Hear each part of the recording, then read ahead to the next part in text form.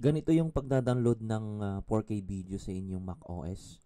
Yung ginagamit ko ngayon ay Mac OS. So punta ka lang dito sa kung gusto mong mag-download sa YouTube, i-click mo lang tong icon dito or pupunta ka sa main YouTube para kunin yung URL na i-download mo na video.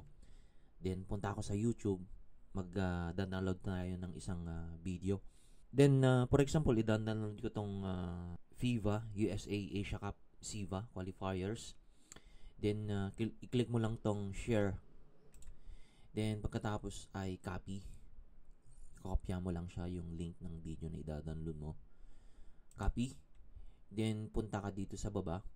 Babalik ka sa main application ng 4K download. Then paste link. Pagkatapos ay automatic na siyang magda-download dito. Yan, nag-download na siya.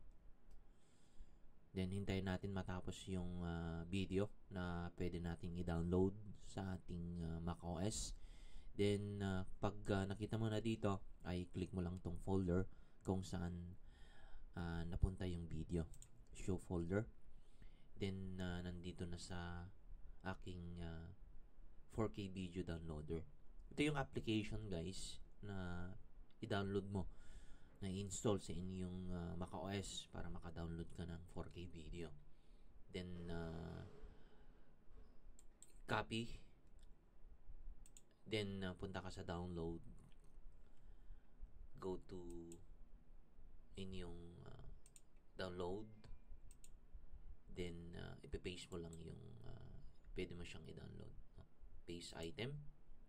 Then nandito na yung video. So, pwede mo na siyang i-play. Hindi ko na siya i-play. At least na-download ka na yung video kasi baka maka-copyrighted ako dito sa aking YouTube channel. Then, yung actual na video mo ay same din sa mas maganda dito kasi 4K siya. May mga downloader kasi na application na hindi siya maganda yung pagka-download ng video. Saka may mga ads pa na nagka-appear doon.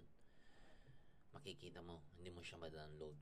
Ganun lang guys, at pwede mo siyang i-edit yung video. Ang ginagamit ko dito na pang-edit ay ito yung ginagamit kong guys na application pag-edit ng video ko. DaVinci Resolve. Maraming salamat guys. Thank you.